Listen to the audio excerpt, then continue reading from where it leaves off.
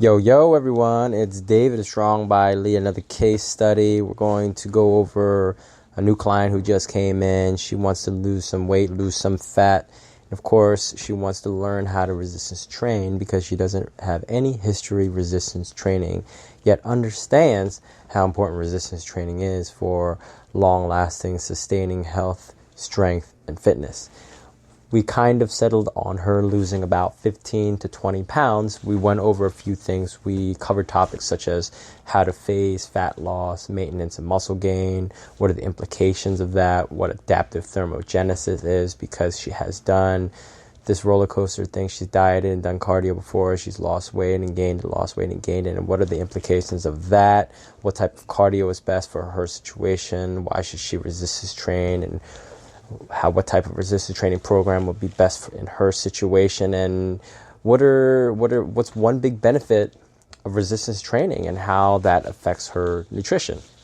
We're going to go into that, and I think that these are significant topics because she is certainly not the only one who asks these questions, and I've spoken to about these particular topics. So the first one, like most people, she wants to lose fat, build muscle, tone up, and get stronger. She wants everything.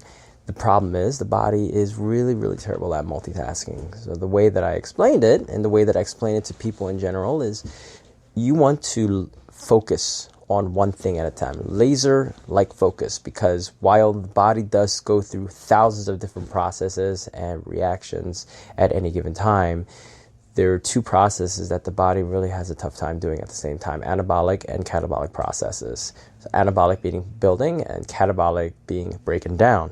When you're trying to lose weight and trying to lose fat, that is catabolic, meaning the body is trying to break down fat tissue, and in consequence, it's also breaking down muscle tissue. And we'll get to how we can prevent muscle tissue breakdown as much as we can.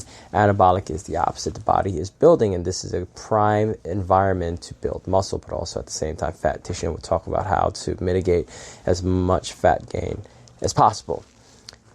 Just like anything else, you want laser-like focus, because the same way that we're not really good at eating a donut, talking on the phone, and driving at the same time, the body is not good at doing anabolic process at the same time. So with her, we decided, and this is, I think, good for a lot of people in general, 3 to 4 months of pure fat loss. And when we're talking about pure fat loss, we're looking at trying to manipulate her calories through nutrition. We use the example of her taking a particular meal and reducing how much she eats of that meal to illustrate how easy it is for you to reduce the amount of calories that you're eating per day. For example, if you go out and order a bowl of pasta, and that bowl of pasta is 2,000 calories, if you eat all that pasta, it's 2,000 calories. Let's say you decide that you want to eat half of it. That's only 1,000 calories. That only took maybe, that was maybe a 5-second decision to not eat the pasta. So you skirted 1,000 calories simply by making a decision. The big misconception with exercise is many people try to burn calories through exercise. Now, in order to burn 1,000 calories through exercise, you probably need to exercise for 2 hours. Let's say you're running at 6 miles an hour. You need to run for 2 hours at 6 miles an hour in order to burn 1,000 calories. From an efficiency standpoint, clearly deciding not to eat a certain food is better. And that's what we talked about. We're going to talk when it comes to pure fat loss and pure weight loss. The most important thing is how many calories you're eating and how many calories you're burning. Obviously, the more weight you want to lose, the better results you'll see if you combine cardio or calorie burning with dieting or a calorie deficit. You'll see the best results that way. And then we decide that we're going to do that for 4 months and then switch gears afterwards, because again, the body is not really good at multitasking. And the reason we want to switch gears every once in a while, we don't always want to be in a dieting situation, it's because of this phenomenon called adaptive thermogenesis. Adaptive thermogenesis is when the body adapts the amount of calories it burns at rest in relations to how many calories are coming in and how many calories are leaving. You can akin this to a budget. I talk about adaptive thermogenesis a lot. If you're making less money, you're naturally, if you have sense, you're naturally going to spend less money so that you don't go broke or you don't go bankrupt. The body works the same way. It will make adjustments to how many calories it burns naturally in relation to how many calories are coming in and how many calories you're burning. For her, because she has done dieting and cardio in the past, she's probably more prone to suffer from adaptive thermogenesis. And I have another client who has been dieting for the past 5-10 years. He is deep into adaptive thermogenesis. And the deeper you go into adaptive thermogenesis, the more times you cycle through diets, cardio, weight loss, and gaining the weight back, the more prevalent and significant the adaptive thermogenesis is going to be, and the harder it will be to get out. You have to normalize your body, because when you lose weight or gain weight, your body sees it as a stress. And when you subject your body to stress for too long, your body will start getting imbalanced, namely a hormonal imbalance. And in this particular case, this client has thin limbs, pretty decent thin limbs, nothing too crazy, but a lot of the weight is in her midsection, the visceral fat, and usually that signifies a hormonal imbalance when you have a lot of fat around your organs. It's also the most dangerous and and that is a major risk factor for what's called metabolic syndrome.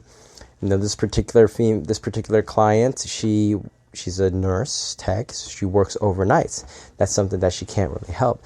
So the idea is to be able to control as many different variables as possible that's within her control, and nutrition, training are some of those variables. So we decided that we're going to do phases and do that for about 4 months so that she doesn't get too deep into adaptive thermogenesis, then try to normalize her body weight, and then go into a muscle gaining phase where resistance training and nutrition have much more of an interplay. What type of cardio is best for somebody who wants to lose pure weight, pure fat? The way that I explained it to her is you want to choose the type of cardio that's not going to put that much joint stress, too much muscle activation, because joint stress, muscle activation go hand in hand in terms of calorie expenditure. So exercises that have you go into big ranges of motion, such as sprinting, cycling, rowing, and swimming, generally burn more calories than something like brisk walking. I gave her an example, an equivalency example. If you walk on a treadmill at 15-degree incline at 3 miles an hour, you will burn 600 calories in an hour, give or take. It's estimated to burn 600 calories in 1 hour. 15-degree incline at 3 miles an hour. That is equivalent in terms of how many calories you burn to running at 7 miles an hour on a 1-degree incline. You avoid the joint stress, you avoid the muscle activation because there is a bigger range of motion, and thus I think it's safer. It's safer, and because you're not engaging as many muscles and there's not much joint stress, there's less muscular damage, and then there's less calorie expenditure following the activity.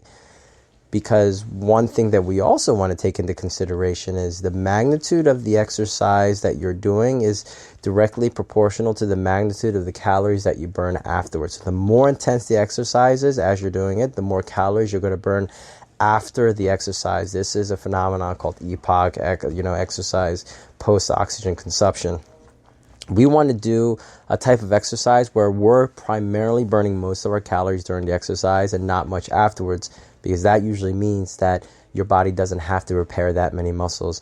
It's going to be a lot easier to manage your nutrition that way, because it's a lot easier to manage how many calories you burn. Low intensity, long duration, boring cardio. I know it's boring and people want to do something that's fun, so I recommend it to her. If she's going to do this, then either read a book, listen to an audiobook, watch a TV show while she's doing it. I gave her an example of one of my clients. He was in his 40s. He only trained twice a week, resistance trained twice a week, but he walked on an incline treadmill for an hour and a half, 90 minutes, 5 days a week, made no changes to his nutrition and lost 25 pounds and kept almost all of his muscle. He got stronger in the process. It helped that he didn't really have much of a history of resistance training, very similar to this female client, but still the fact remains that he lost 25 pounds, almost all of it fat, just by walking on a treadmill, no running, no high intensity work, no sprinting, no plyometric, no boot camps, and only resistance training twice a week.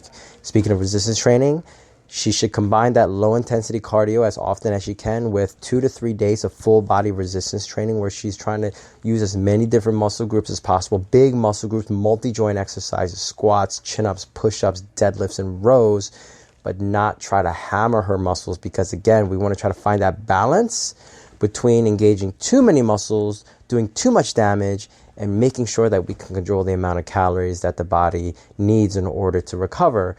Because when you're in a fat loss phase, because you have less nutrition coming in, you have to be mindful of the recovery process. So resistance training, I recommended 3 days of full body resistance training since she doesn't really have much of a history. Each session is going to look very similar to each other until she gets used to the exercise, until she gets strong, and then we start cycling. So maybe 1 week will be 3 days of workout A. Then we do that for 2 to 4 weeks.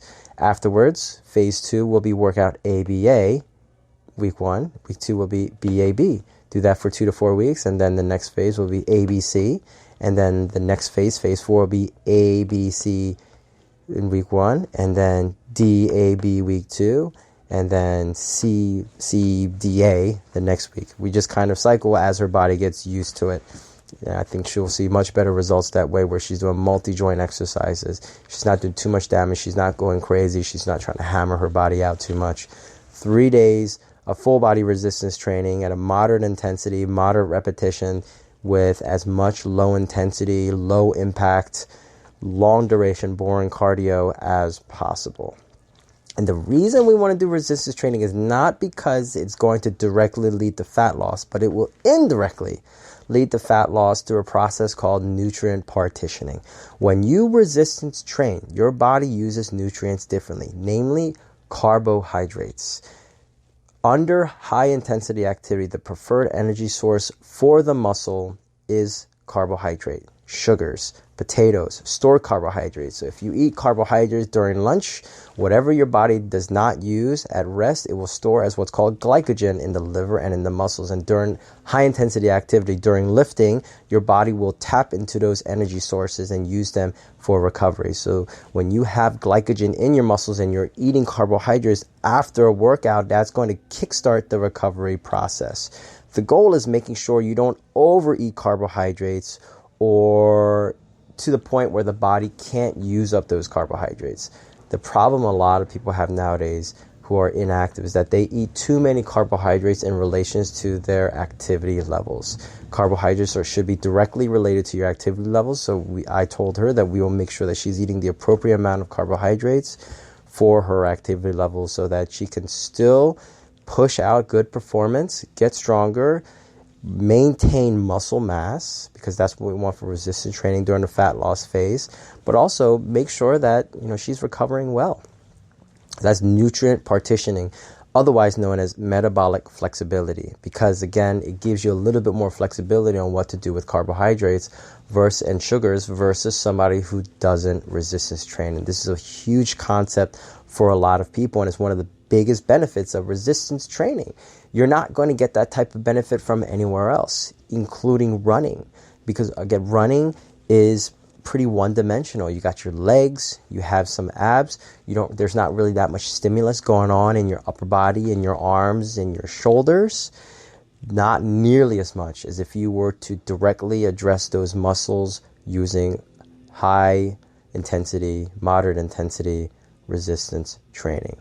So that's how we're going to get this girl to lose fat, going from 135 to 115, losing 20 pounds, as much fat as possible, losing as little muscle as possible.